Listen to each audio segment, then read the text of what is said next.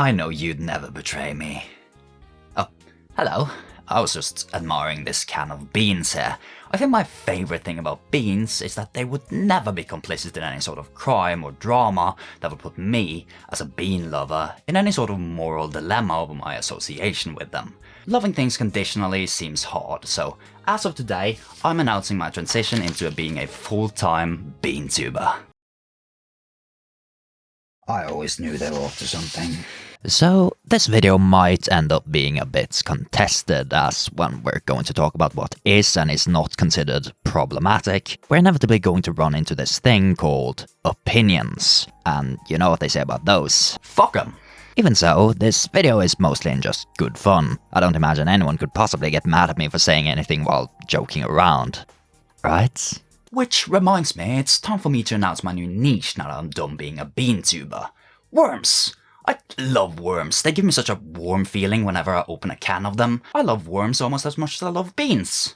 I mean I hate beans. Fuck! Despite seemingly being a hotbed of controversial topics, there haven't really been that many cases of anime and manga being outright banned for any problematic content, at least in the West. And in the cases where such a thing has been attempted, the reasoning is usually more silly than anything else. A recent example is Assassination Classroom, whose manga version has been banned from all school libraries in some US states. This manga is about a class of students being trained to kill their seemingly immortal homeroom teacher in order to stop him from destroying the world. And the reason why this mostly light-hearted comedy manga was banned is supposedly that it teaches the students how to kill their teachers. Oh, silly me. And here I was thinking I could just shoot them. Frankly, I've never heard a more American reason to ban a book before. In fact, back in the day, Death Note actually went through a similar controversy, though maybe a bit more justified, as there were several cases of kids coming to school with their own homemade Death Notes, threatening to use them on other children, so yeah, that will do it. Though there were attempts, the series was never officially banned in any capacity, at least not in the US. And that's how it usually goes in cases like these, though there are several series that have gotten in trouble with parent associations, Attack on Titan being another prevalent example with its violence and Nazi imagery. Instances of these cases actually leading to official bans are few and far between. A lot of the time, stuff that could really lead to public outcry gets picked out already in the localization process, a classic example being the notorious manji symbol, a Buddhist symbol for peace and harmony, being completely removed from series like Tokyo Revengers and a lot of its other appearances due to similarities to, well, you know. And while I think it's silly that this should get censored due to people being ignorant of its cultural significance, I wouldn't exactly be eager to go strutting around with a manji tattoo on my face, so I can't really be too hard on the localizers. I tried that once, and that was when I figured out that punching someone in the face is way faster than explaining the difference between a manji and the other one. Another common change, at least back in the day, was the controversy around certain characters' designs being reminiscent of racist caricatures, and yeah, that one's kind of fair. Though I think the most widespread point of contention regarding anime and manga worldwide would have to be the portrayal and sexualization of underaged characters. I feel like something really bad is gonna happen if I open this. Yeah, so anime and manga has a thing about handling underage characters, especially girls, in a questionable way. And that's not even getting into all the things going on in the lawless world of hentai. This is where I draw the line. But even if we take the pornography out of the equation, there's still a lot to unpack here. For starters, let's take a trip over to Australia. Do we have to? So, Australia has a bit of a history when it comes to censorship. Like, a few years ago, alongside a fairly heavy crackdown on import of hentai, a story made the rounds of 7 manga series being completely removed from an Australian bookstore chain. This was a result mostly of an Australian senator going after series like Ero Manga Sensei, describing them as degenerate works heavily featuring themes of incest and sexual activities, which sparked a universal response in the anime community of, well, yeah, But I mean... But even more notable is the concept of refused classification, which basically makes it completely illegal to import, sell, or distribute any work with this label. In some territories, most notably Western Australia, even mere possession of these works is against the law. And I know that sounds crazy, but I double-checked and yes, people do apparently live in Western Australia. So you'd imagine these series must be pretty deplorable to be shackled with this label, right? Let's see. 3 volumes of No Game No Life, most of To Love Ru Darkness, the 2nd season of How Not to Summon a Demon Lord, and Interspecies Reviewers. Let's see, I'll raise you 2 dirty Christmas crackers and an old movie ticket to Coyote Ugly. This seems kinda tame, doesn't it? Like, I'm not advocating for censorship, but these were the worst you could find? It's also worth mentioning that the anime and manga versions of No Game No Life are completely fine. It's the light novels that are banned. See, they removed the pictures so there would be more room for Satan. Funny thing is that a similar crackdown on manga was actually attempted 10 years before by none other than Japan itself. You see, back in 2010, a lot of buzz was going around about an attempted ban on manga courtesy of the dreaded Bill 156. This bill was actually an attempt on revision to a previously existing law, and unlike the Australian RC label, which completely bans the distribution of the work, this law simply sought to remove unwanted manga from bookstores and convenience stores that children may have easy access to. While not as extreme, this would of course still severely hurt any affected author trying to make a buck off their work. And what exactly constituted as these unwanted works? Well, therein lies the problem. The main issue wasn't even the idea of tightening the restrictions on explicit sexualizations of minors in manga. Even in Japan, I think a lot of people were on board with that idea. The bigger worry lay with the ambiguity of the bill, as it could potentially give the council authority to restrict the distribution of any manga that were deemed unfit for children, whatever that may mean to them.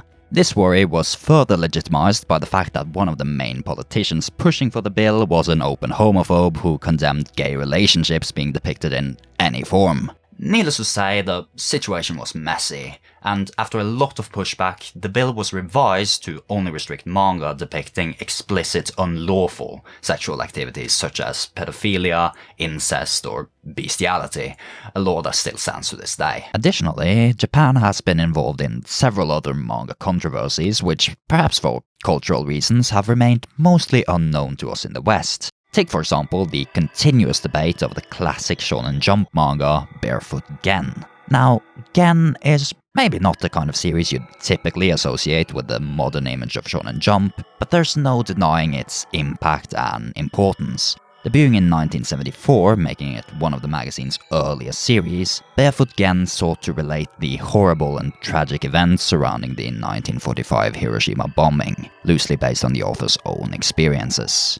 Not only is the manga an educational look into a seminal event in Japanese history, it's also, at its core, a hopeful story full of belief in people's ability to do good even under horrible circumstances. It is vehemently anti-war and highly critical of the actions of both sides in the conflict. And yet, there have been several cases over the last decade of Japanese schools attempting to ban the series from their libraries. Allegedly, the reason for the removal is due to the disturbing imagery found throughout the series, specifically related to the bombing itself, though it may have also been related to Japanese nationalists complaining about the series' depictions and criticisms of Japanese war crimes.